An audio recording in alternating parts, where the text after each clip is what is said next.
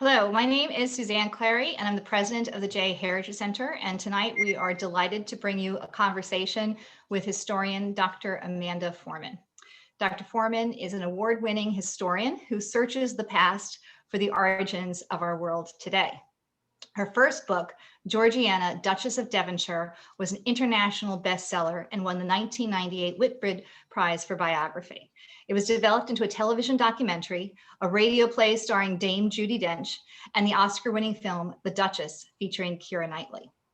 Her second book, A World on Fire, which highlighted Britain's crucial role in the American Civil War, was also a bestseller and won the Fletcher Pratt Award for Civil War History. It was the runner-up for 5 further awards, including the National Book Critics Circle Award, and was chosen by the New York Times as one of the 10 best books of 2011.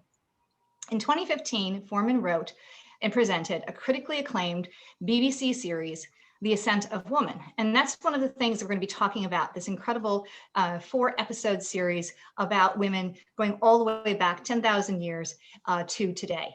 Was released on Netflix several years ago, and if you're like me, you may have watched it during the pandemic.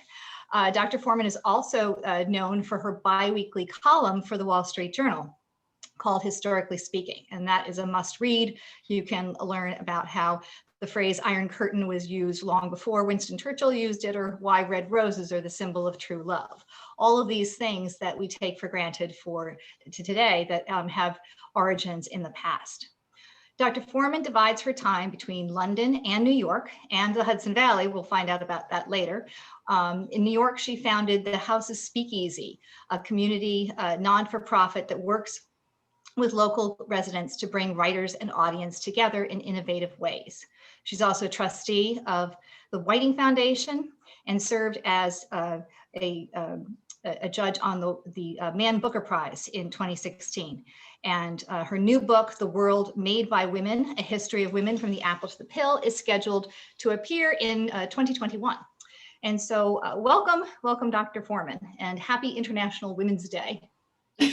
Thank you very much for having me on. I'm delighted to have this opportunity to talk to you. And certainly we did not necessarily plan to follow the show last night, Oprah interviewing Meghan and Harry about the impact of politics on women, which is actually a strong theme in your documentaries and your books, as well as the media. I don't know if you want to elaborate a little bit about that, like where you see an event like last night in the chronology of women's history and media impact women. Well, it's funny you bring that up, because my last job, which ended in October 2019, was opening up Buckingham Palace to the public. I created an exhibition called Queen Victoria's Palace. And what it did was it opened up the 12 staterooms to the public. You bought a ticket, you can go around. And with the help of an LA-based company called Practical Magic, we recreated using imagery and computer projections and what we call projection mapping onto the ballroom and the ball supper room and various other rooms, the original rooms as they had stood when they were created by Queen Victoria. And there was a really strong narrative that went with it, which was that Queen Victoria not only was she a female ruler at a time when there were very few female rulers, but she completely changed and recreated what a monarchy is meant to be. And she did it through Buckingham Palace. So before her, monarchy was about war, it was militaristic, it was about money, it was imperialism, it was very masculine.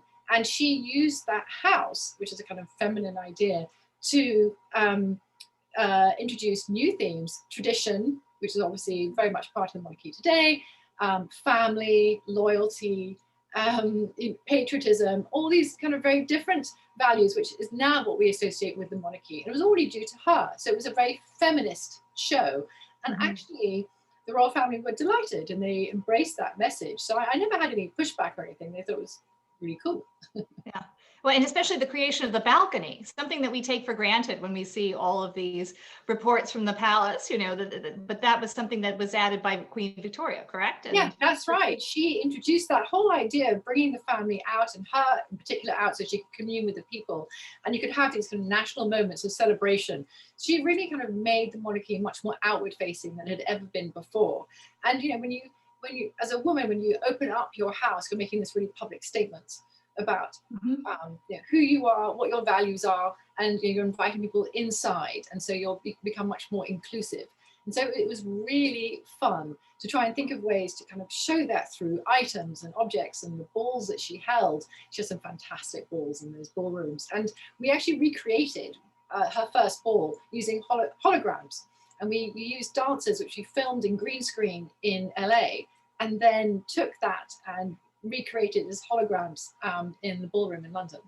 So you were actually doing the sorts of things that not-for-profits and historic sites like us are trying to do now during the pandemic with all these virtual effects, and you had already done that. What was your background as far as digital media and film work that came to you as a way to make the exhibition come alive? I didn't have any background in it, to be honest, but I had gone through the staterooms, and having seen them, I really felt very strongly that they were kind of missing a trick, that because what happened was that Edward VII, Queen Victoria's son, had painted out the whole thing and turned it into kind of white and gold extravaganza, instead of the Victorian colours, which was so amazing. And I thought, gosh, there's a whole history here that's missing, and if we could just find a way to communicate that, would be really exciting. So I wrote to them and said, hey, hello, remember me? Proposed an idea, and they were kind of intrigued, and said, oh, well, tell us more. And I thought, okay, who can I turn to kind of help me tell them more? And I had just completed a series with National Geographic on kind of the origins of civilization and that kind of thing. And there was a company there that had worked with them. So I contacted, and it was called Practical Magic. So I contacted the man who runs it, who's a genius called Matthew Lewis, who was actually arrested when he was 16 for hacking into NASA, as one does, Oh my God. and then he was kind of shown the straight and narrow, and became a successful entrepreneur instead. And I said, I had this idea. What do you propose? Because you're in this business. And he said, oh, well, funnily enough, I have some great ideas. So it was really through him, and with the help of Dell, who donated for this exhibition, $1 million worth of experimental equipment. So it was unbelievable how we managed to get it together in a building that hadn't been rewired since the 70s. Incredible. Now something like that, would that be available to the public now, to an audience? Would there be a way to take that experience and put it online, or recreate it so that people could see it, or do a reprise of it? God, I'd love to, but the thing is, there's a few snatches of it on YouTube, but it was something that you really had to be there to experience it. It's like there's a traveling Van Gogh exhibition at the moment, and where you walk into this enormous room and you kind of see the kind of sunflowers and all that kind of stuff. But when you see photographs of it, when you see it online, it's 3D turned into 2D. It doesn't really work. So the answer is no. But I did write a book that went with the exhibition. Which was very popular because it kind of told a very different story about Queen Victoria than you normally get. So, well, I love what you say about opening up your home, and certainly, so if we again, another theme of your books and your programs, you say that you can gauge a civilization by how they value women, and so looking at America, how are we doing on that front compared to other countries that have female leadership? Certainly, we have Kamala Harris's, leadership position as the vice president, but still we're behind countries like Israel or New Zealand. What has happened with how we value women in the United States compared with other countries that has resulted in this, women being behind in leadership positions? Well, that's a very interesting point, because one of the things I learned in the course of making The Ascent of Woman is that the old view of looking at the history of women as a straight line going from, you know, darkness to light, and it's always a course of a continual progress, is it's just not true. It's not how actually, you know, history works, and so, you know, how history of women works. That in fact it's almost always cyclical, and that across time you'll see that various civilizations and societies have kind of opened up and allowed more rights to women, and then they closed up, and the question is, why did they close up? And it's very often to do with economic dislocation or war, you know, famine, plague. So what happened in the US recently? Well, of course, there was the Great Recession of 2007, 2008. And you know, that really actually kind of set the cause of, you know, female emancipation in this country, as it were, back. You know, the society, you know, contracted. A lot of women lost their jobs. More women lost their jobs than men in many cases. And, you know, so you can kind of see this kind of creeping conservatism, which has, you know, been the result of that. You know, so yeah, things are, you know, tricky all over, let's say. Well, and then again, now with COVID too, we see women who have also fallen back again and are having to balance family life as well as economic challenges and things like that. It's fascinating because one of your series, one of the episodes of Ascent of Woman, you talk about Vietnam and China, you know, and there is that example of a country with women warriors, women leaders that then under China falls back and then comes back again. And actually I was thinking about that because of Vietnam, you know, and their response to COVID, you know, that they have had this holistic approach, which really is inclusive of all, you know, the sexes. Well, Vietnam is a really interesting example. In the series, we showed the story of the Trung sisters who led Vietnam in a war of liberation against Chinese you know, imperialism. This is obviously in the 1st century AD, and lost terribly, we have to say. But that their example was incredible. And it was one of the reasons why the Chinese sent such a huge army, was they couldn't bear to be embarrassed by these two women who were leading the Vietnamese army. But after that, there was a kind of, you know, there was an era of retrenchment of conservatism in Vietnam. I mean, a lot of these Asian countries, Korea, the same thing.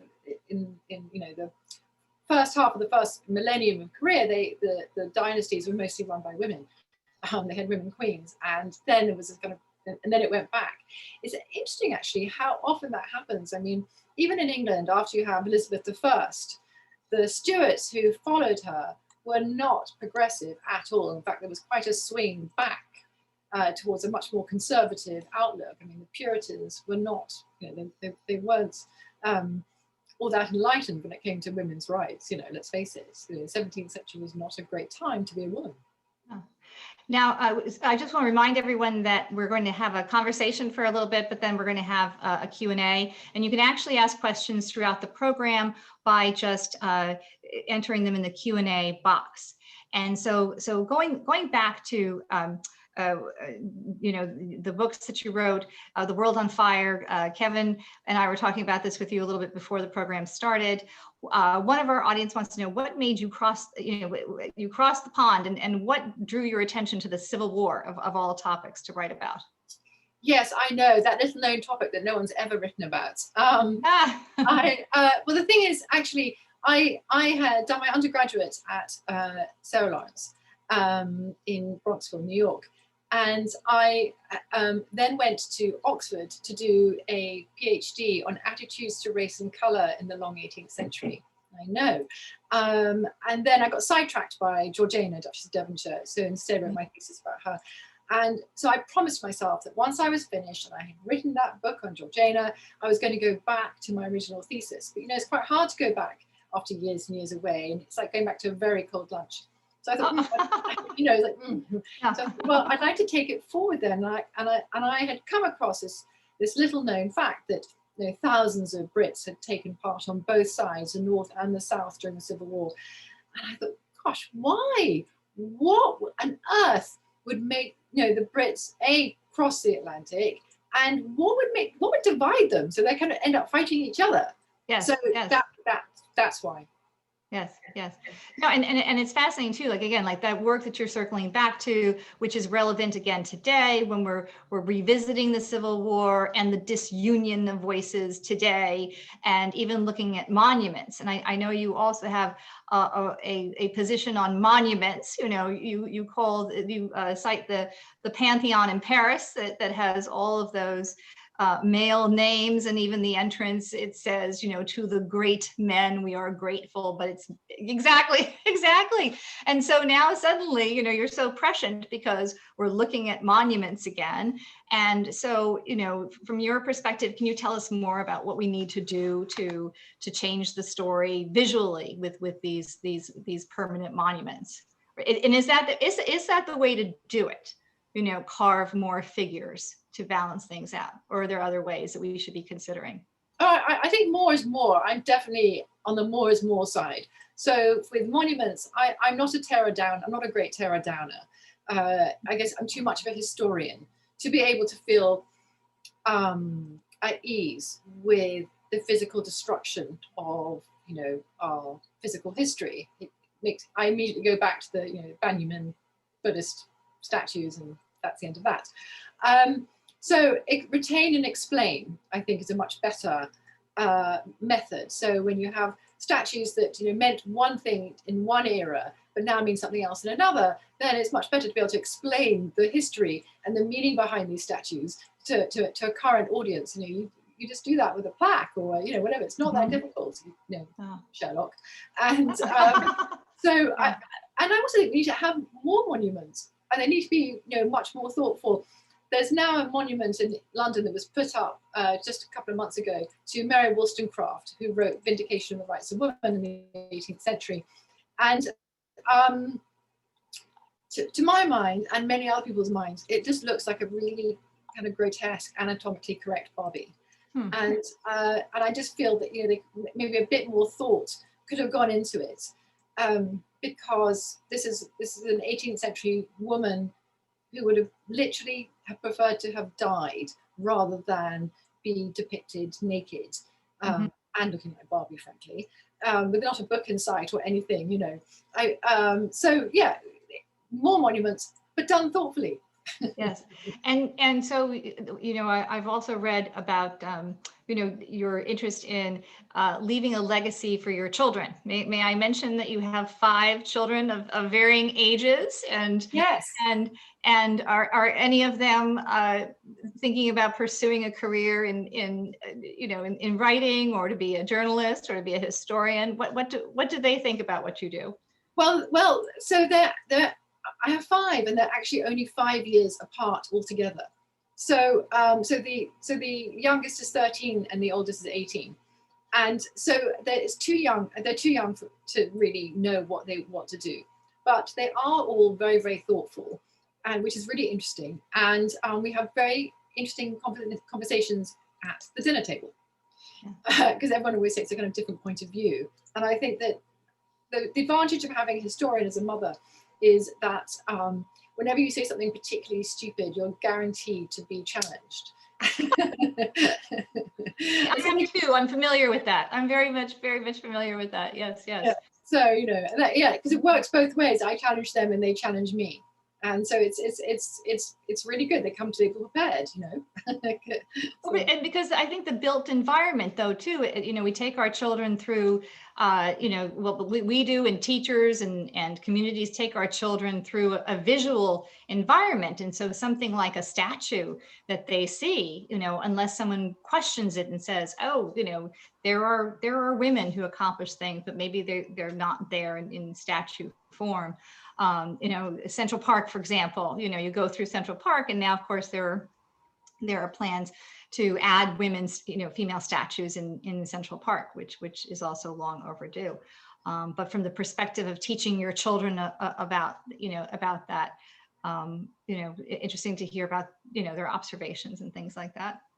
Oh, well, definitely. I mean, we have taken them to Gettysburg, and which was a really moving experience, and I think that meant more to them than any, you know, to be honest, at that age, any book that they could have read about it. You know, to see all those different monuments and to walk across that battlefield really brought home to them in a way that nothing else could have, how this country was torn apart.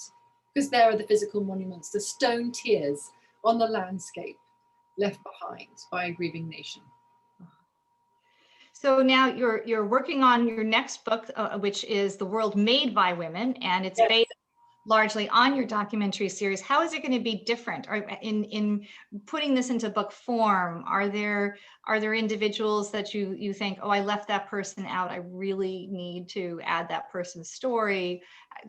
It's so different. Tell us what that process is like, especially with all the upheaval and all the different things that have gone on too. Oh, it is really different. In fact, it's now 2 volumes instead of 1. Okay. I know it's scary, but there it is. Volume 1 will end with the fall of Rome, and so it's really the ancient world. And the way it's different was these books are a gendered history of the world. So it's not an encyclopedia, it's not just biography, it's not just, oh, this woman who should be counted and that woman who should be counted. It's really showing how the world genuinely works, because one of the things that is so forgotten is that when you have a male gendered history of the world, you're looking at history through a keyhole, and you have no idea what's going on either side, and you just assume that what you see is the truth and that's all there is. And so you have a really weird idea. I mean, if you were to look through a keyhole, you would have no idea that every house has a front, has windows. You would just think it has a front door and no windows because you can't see the windows through the keyhole. Do you know what I mean? Yes. So it's the same, and it's the same thing with how politics works, how society works, how economies work. When women are just cut out of it, you just assume they were, I don't know, what were they doing in the bathroom? Who knows? They just weren't, there, but they were. And so this book kind of brings that in. And I mean, if you have time, I can give you an anecdote, I can give you an example of what I mean by that. We would love that. We would love that. Yes, please. Okay. All right. Thank you. So everyone knows who Tutankhamun, the Egyptian pharaoh, was, because they found his tomb. It's all very exciting. Of course, we also know, although we don't always talk about it, that he was a nobody. He died really young. He never achieved anything. But it's important because his tomb survived, and and it's intact. It's full of really cool stuff. What nobody knew for several thousand years is that his wife was called Ankhesenamun, and the reason that she's important is because after Tutankhamun died, the court tried to marry her off to one of her many uncles, half uncles, who was also the Grand Vizier of the court. And she didn't want to marry him. She loathed him, actually. So she secretly wrote to the king of the Hittites and said to him, "You have many sons. Send me one of your sons. I will marry him and I will make him king of Egypt." And the king, Suppiluliuma, thought, "This is insane. What do you mean? Who are you? How Egypt and the Hittite Empire have been enemies for hundreds of years," and he ignored the letter. So she wrote him again in great secrecy. It's amazing. Got the letter out by a messenger, gets there, and she says, "No, I mean it. I'm desperate. Send me one of your sons." So he said, "Oh, okay, fine." He had quite a few. So he sent off a son. And of course, he'd waited too late. By this time, the news had got out in the court, naturally. And so Ankhesenamun's enemies got together an army and waylaid the wedding party and massacred the entire lot. And then she was disappeared. She was erased everywhere. There's no record of this happening at all, any part of it. But you found it, but you did. But you found it. Well, I mean, it was found in the 1920s. So when they started excavating in Turkey and they suddenly found the archives, the royal archives of the Hittite Empire, up came her letters. And then they understood, not least what had happened, how the Egyptian court works, all these other kinds of things, why Egypt was invaded by the king of the Hittites, which had made no sense before. He invaded them out of revenge for his son being murdered by them.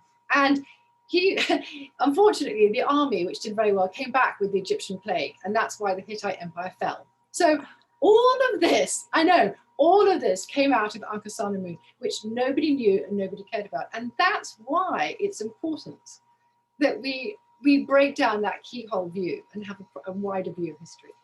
No, absolutely. I first of all, your passion and your excitement is so wonderful and infectious. And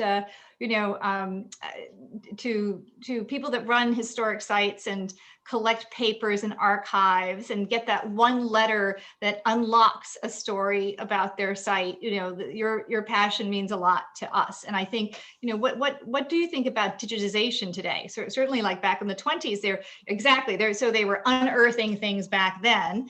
And now today we're digitizing letters. People are taking things out of attics and scanning them. And it's the Antiques Roadshow, but for history, right?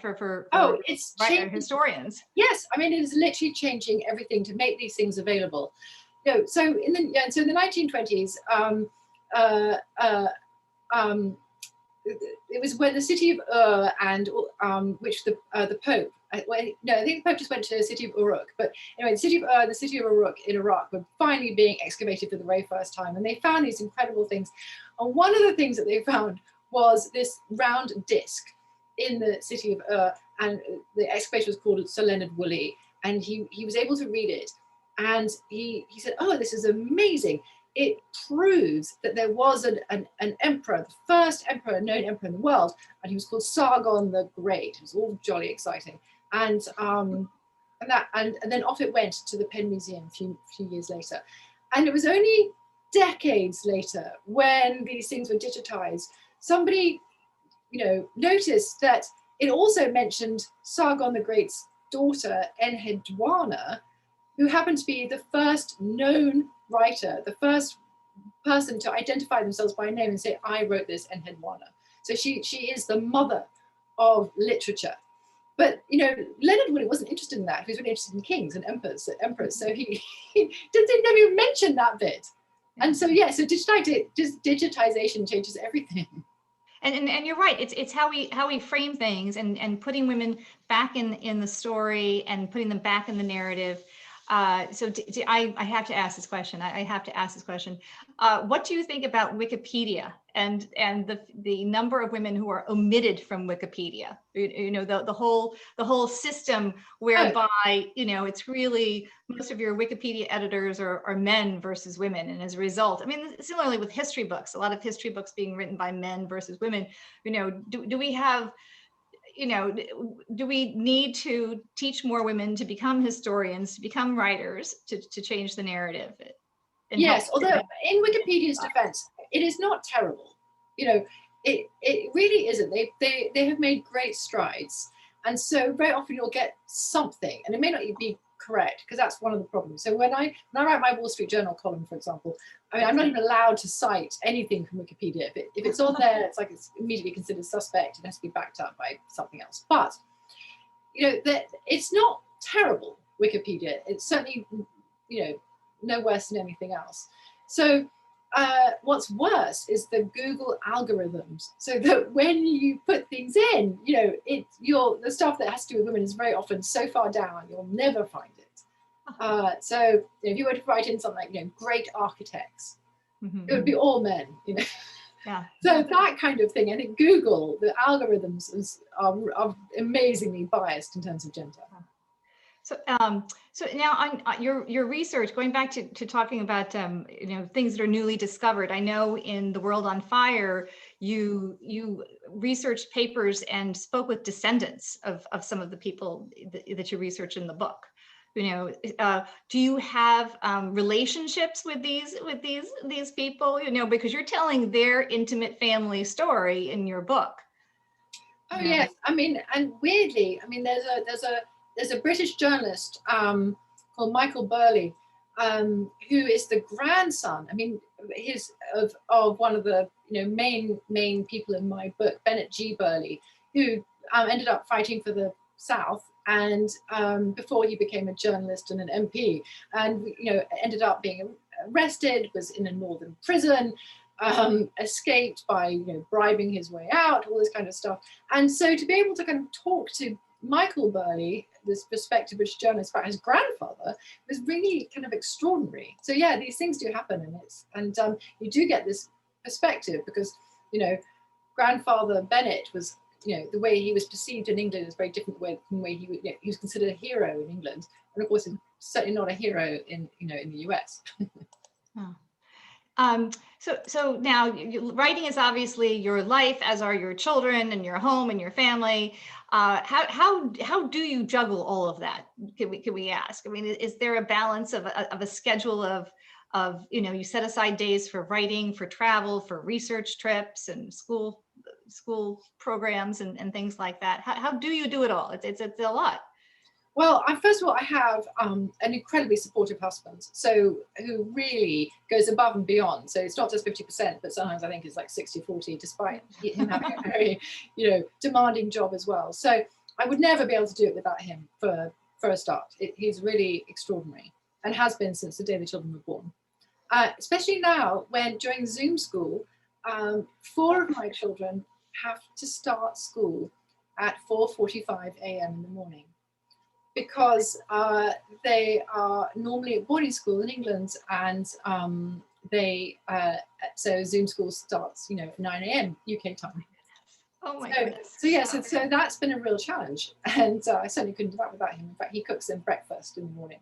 Yeah, it's terrific. Yeah. And siblings are important in your life too. I think you mentioned your brother being very supportive of your work also. Yes. Yes, and he's a journalist, so which is really great fun. I mean, yes, I come from a very large family, so I'm one of 5. My husband's one of 4. We have Christmas. It's enormous. It's incredible. It's like a military operation to get everyone in. But are you running things by each other? I mean, I can't even imagine the dinner conversation or the emails back and forth or the. Oh, with my brother, certainly, yes. No, he's been a great inspiration in my life. I think I've been a good inspiration in his life too. Mm-hmm. We are very close, and I see that with my children as well. They are all really close with each other, and which is incredibly important. I think that's been one of the major tenets in our family, is to be kind to one another. Mm-hmm.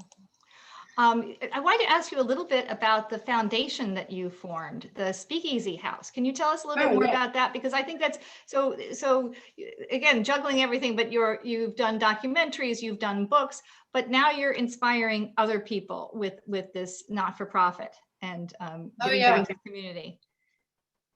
It's one of the things I'm most proud of in my life, to be honest. It's now, House of Speakeasy is now almost 8 years old. And I created it with my husband, Jonathan, and a co-founder called Lucas Whitman, and who at the time he was an editor at the Daily Beast, and now he's an editor at Time magazine. And the 3 of us founded it as a way of bringing books to underserved communities, and that underserved communities includes just readers, as well as children in schools in public schools, which are really lacking the kind of amenities that you would have in private schools or other areas which are more prosperous. And so it does a lot of things. We're famous for we do something at Joe's Pub, or did when it was open. Have a show called Seriously Entertaining, and they're really fun, and it's a live show, and we have 4 writers who come on from right across the genres. It could be screenwriters, poets, you name it, and they each give a monologue, a rehearsed monologue about, and it pertains to the theme of the night, and they're really fun. But then behind the scenes, we have a book truck that travels for thousands of miles, bringing books and holding events right across the US, which is very exciting. And then we have these schools programs, and they're there to help prepare children to get to college. First generation kids who, they do not have any of the advantages that, exist elsewhere.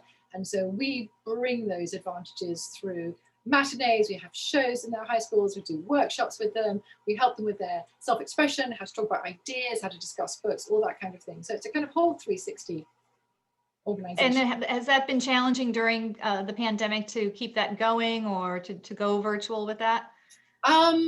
We were able to pivot quite quickly, and because I guess we had always recorded everything that we did.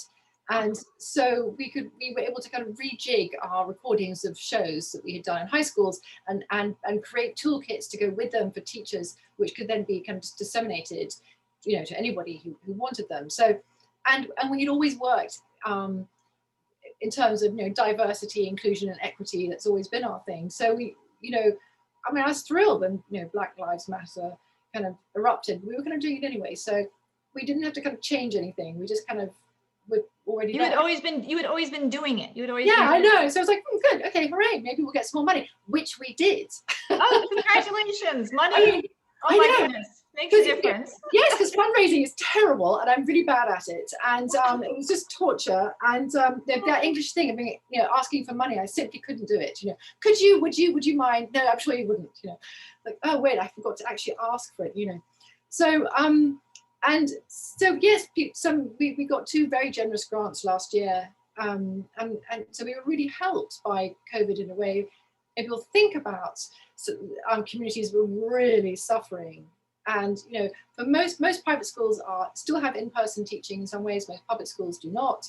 So it concentrated people's minds about, well, how can they help? And we can help you to help. But mentorship is so important too. I mean, you must have a fantastic network of mentors for these kids too. Yeah, we do. We really do. In particular, I can give you an example. So David Ebershoff, who wrote The Danish Girl, which was made into a film. Yes. And he mentored a class of students for an entire year. Oh my goodness. It was really amazing, actually. And that man is a saint, and he puts, as we say in England, so much welly into it.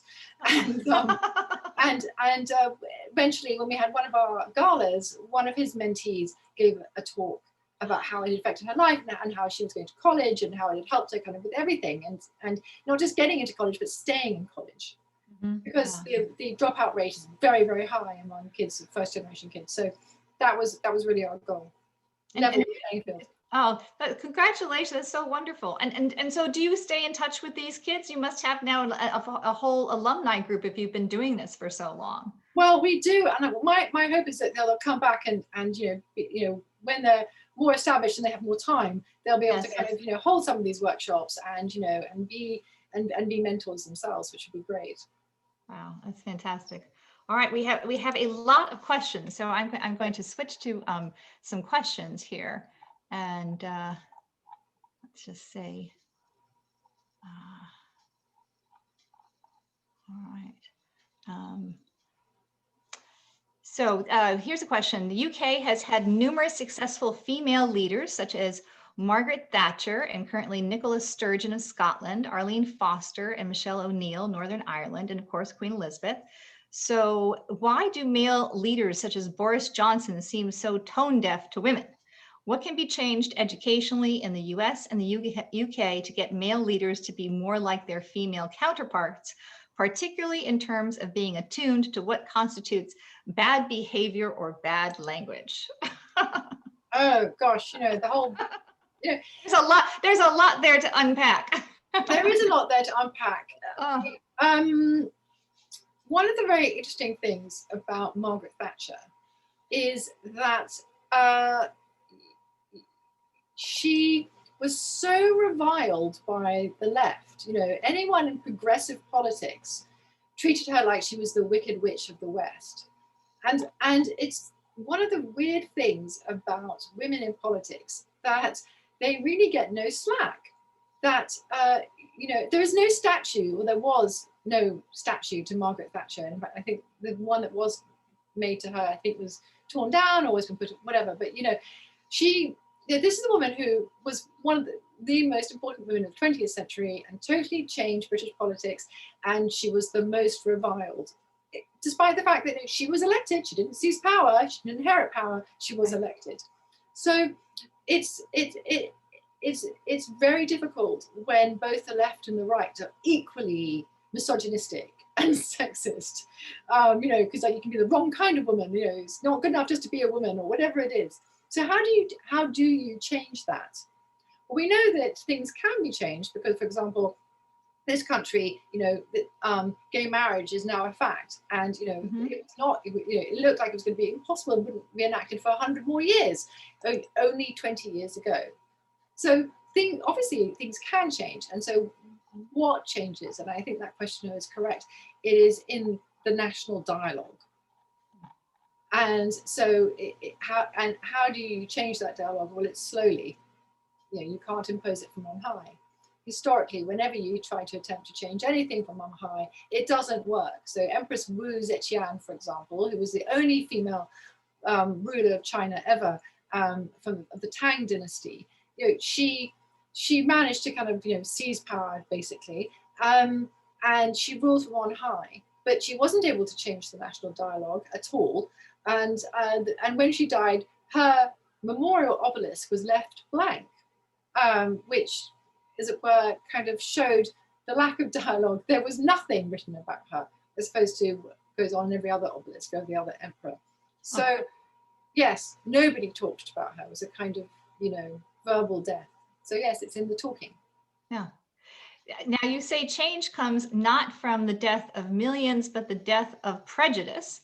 And we have another question about the program last night with Meghan Markle and Oprah, and the existence of racism and prejudice in the Windsor family and at the palace.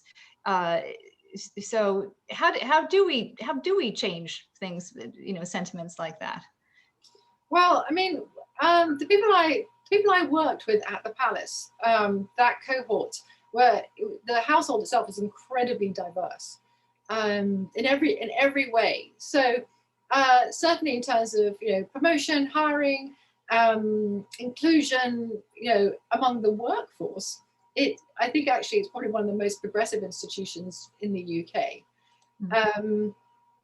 One of the people I worked with was she was disabled, she was gay, she was married, she had a wife, and they had 3 children together, and was head of her department. So I mean, on the other hand, when I walk around the streets, do I hear often quite old people who are in their 80s and 90s expressing views that my cohort and my children's cohort wouldn't dream of thinking, let alone saying. Yes. Yeah.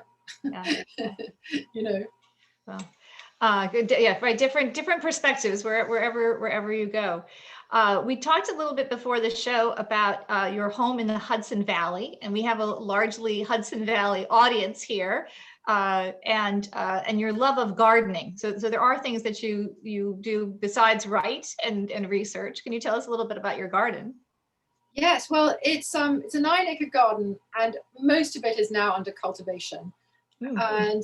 And one of the things I love about being up here in the Hudson Valley, and especially where we are in Columbia County, is that it's very extreme. Being in Zone 5 means that, frankly, we are colder than the coldest part of Scotland, than the coldest part of the Outer Hebrides. And so actually what we can grow here is very limited, especially because we're in a frost-thaw cycle continuously, as everyone knows.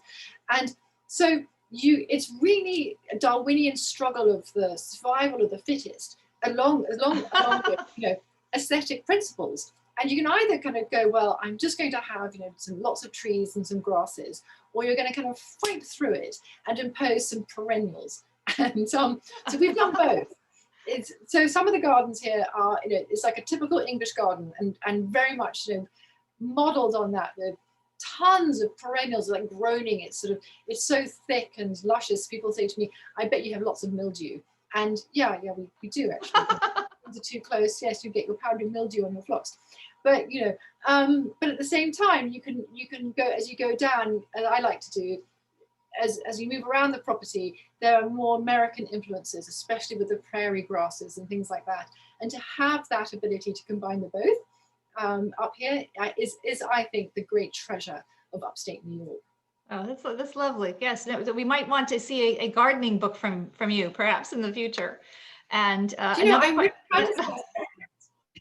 that? Go ahead. I'm sorry. Go ahead. I fantasize about that. I mean, I've never opened up the garden to the public because, being an amateur, I'm actually too ashamed to. When you see you shake your heads, but when you see what a genuinely trained gardener can do, it's so good that I feel too embarrassed to kind of do it as well, because I think after tonight you're going to be inundated with requests to come see that garden. I think people would love it. Well, it has a lot in there. I also raise peacocks and things like that. I know I'm always terrified that the neighbors are going to one day complain, and I'm very grateful to them that they haven't, because the peacocks sometimes go walkabouts and they hang out at the library, or they go and pay a visit to the cafe, or, you know, and people are really good about it, especially with the peacock call at 5 in the morning, which is, you know, quite noisy and quite loud. So I'm very grateful to the village for being really good natured about it. Now we have a question about additional future projects. Can you share any other projects besides your 2-volume book on the history of women?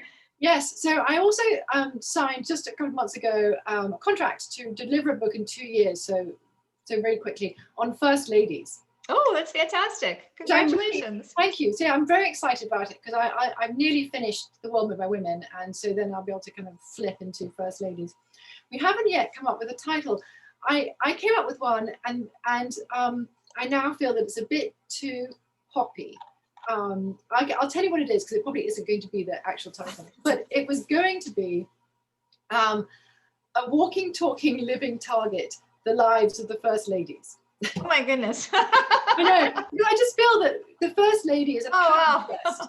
Well, she's a kind of palimpsest for social attitudes in the US of womanhood. Yes. And so they are writing it, and then it's being written over them, and how they react and how they've shaped is that push-pull aspect, which really tells us about ourselves. So they are a mirror about, you know, American society and what women in American society have wanted, as well as what men have wanted for them and from them. And so it's less again about biographies of, you know, each of the women, and more about how different women have become prototypes, like the enigma or the victim or the, you know, the celebrity or the rebel, or the, you know, and I think that's interesting because it holds a mirror. Yes. But I imagine that you may be speaking to another doctor, Dr. Biden, as part of this project. Yes. Oh yes, absolutely. And of course, what's so fascinating is it's possible we could have a first spouse at some point. And so, you know, we're really at this moment of a tectonic shift, and it will be the second one. The first one was really in the 1920s, but before then, the First Ladies were much more ornamental. But then when the presidency became more powerful and more instrumental in legislating things, then the First Lady became a kind of part of the president's office, and, you know, and really had a kind of political role to play. So is there any First Lady that we're going to learn more about than others? I mean, there are some that jump to mind that everyone knows about, but sort of the under the radar First Ladies responsible for something that we'll be surprised at. Oh, I definitely think so. I mean, for example, I find Florence Harding absolutely fascinating. See, there you go. I know. So she was the wife of Warren Harding, who's famous for what is now called the Teapot Dome scandal. And so poor old Warren was, you know, famously, it wasn't that he was so much corrupt himself as he was just so hopeless that everyone he appointed was corrupt, and he just couldn't really deal with it. Florence was a real feminist. She and Warren never got on, and in fact, there were all these stories that although they stopped having sex with each other decades before he became president, she was still furious with his girlfriends. And so she could be heard coming down the corridor, and then there would be this sort of mad scuffle, and the girl his mistress of the du jour would either be thrust into the cupboard or try to climb out the window. You know, I mean, it was like madness in the White House.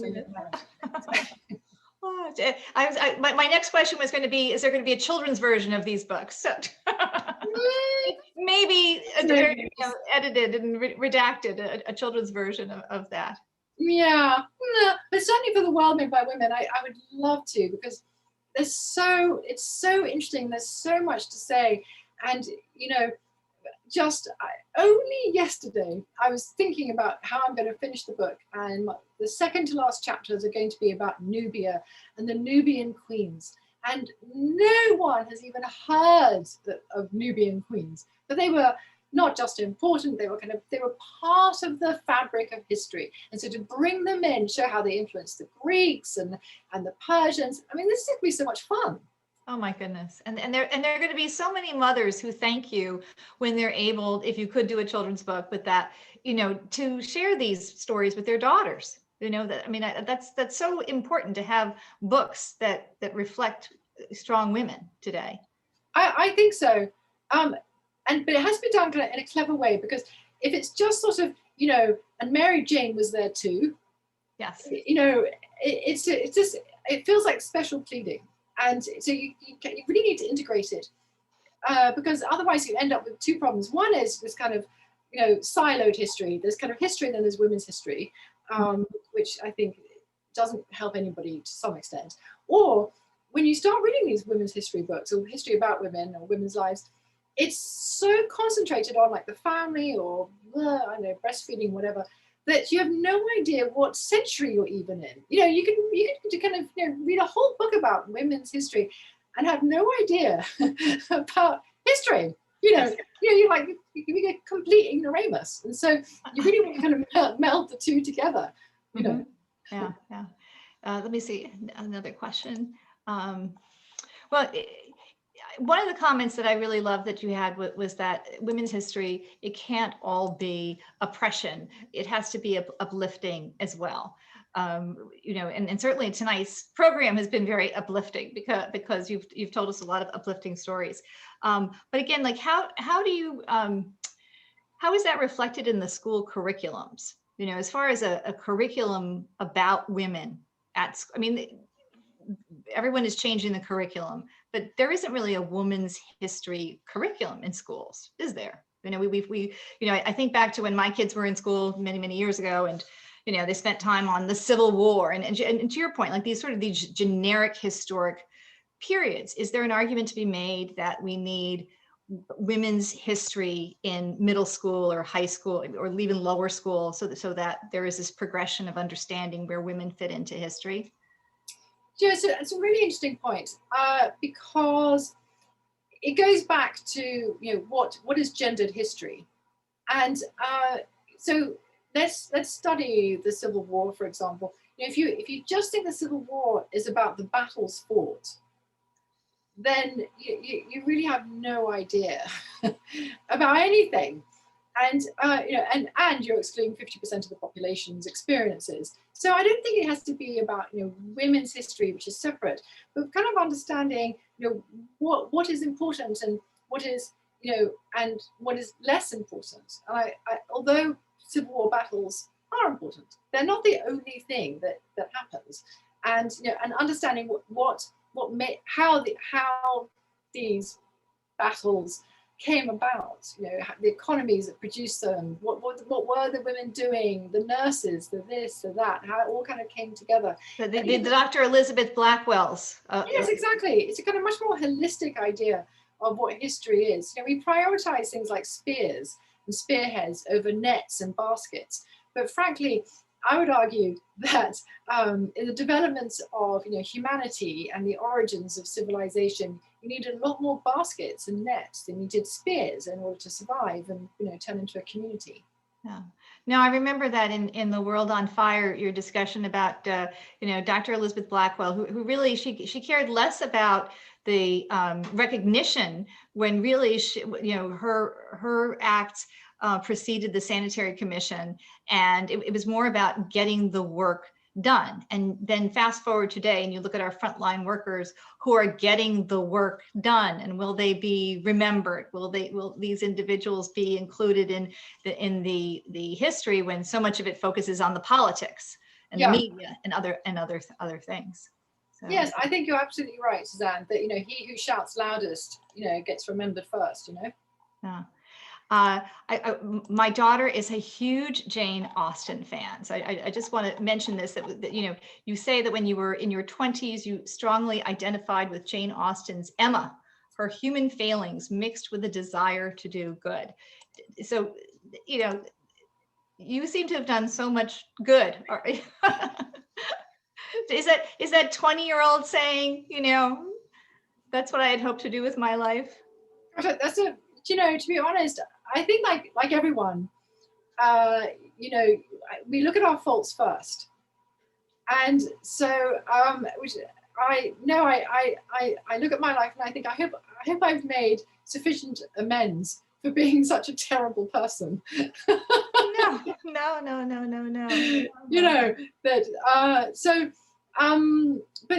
But having someone like Emma as a character in one's life is, I find, enormously comforting, because it is great that Jane Austen created such a flawed character who nevertheless is lovable, and has a desire to do good and be good, but is human, Mhm.